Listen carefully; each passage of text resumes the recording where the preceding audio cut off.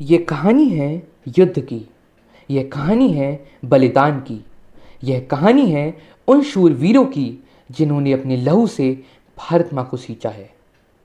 नमस्कार, आप सबका एक बार फिर से स्वागत है भारत ज्ञान अक्षर प्रस्तुत कारगिल युद्ध की एक अनोखी दास्तान कारगिल सीरीज में। 16 मई 1999 जो पहली सर्च टीम ऊपर गई थी वह वापस आ रही थी। उसके कैप्टन सौरभ कालिया और उनके साथी रास्ते में रुककर आराम कर रहे थे। वहीं पीठ पीछे से पाकिस्तानी सैनिकों ने उन्हें बंधक बना लिया।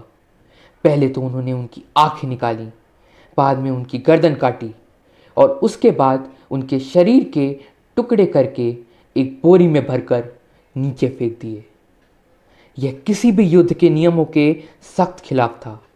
यह बहुत ही गलत था। और इसी के बाद एक चीज तो बहुत साफ हो गई थी कि यह कुछ चंद घुसपैठिए नहीं थे। यह एक बहुत बड़ी साजिश थी और यहीं से बहुत बड़े युद्ध का आरंभ हुआ।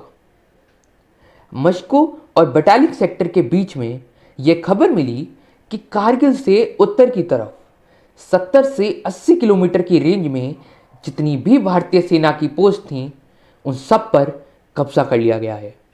उन सब में घुसपैठ हो चुकी है और उतनी ऊपर से कोई भी छोटी से छोटी भारतीय सेना की कार्यवाही देखी जा सकती थी। उधर पाकिस्तानी सेना का एक ही लक्ष्य था, NH-1 को काटना, क्योंकि NH-1 ही वह एकमात्र रास्ता था जहां से भारतीय सेना को लड़ने का और खाने पीने का सामान मुहैया करवाया जा सकता था। जगमाल सिंह, राजपुताना राइफल यूनिट के इतिहास में जगमाल अपनी शहादत देकर नाम अमर कर गया। वह ऑपरेशन विजय के दौरान चोटी पर तैनात था। पाक घुसपैठियों के साथ हुए संघर्ष में वह 28 जून को शहीद हुआ। शहीद होने से पूर्व उसने वीरता का वह मिसाल कायम की जिसे हर कोई गर्व से याद करेगा। जगमाल ने एक एक कर तीनों चोटियों पर पुनः तिरंगा लहराया और बंकरों संगरों में घात लगाए घुसपैठियों को निस्तनाबूद कर दिया। उसकी शहादत को स्मरण करते हुए commanding officer colonel Prakash Chaudhary ने उसके पिता को लिखा, जगमाल की शहादत राजपुताना राइफल यूनिट के इतिहास में स्वर्ण अक्षरों में लिखा जाएगा।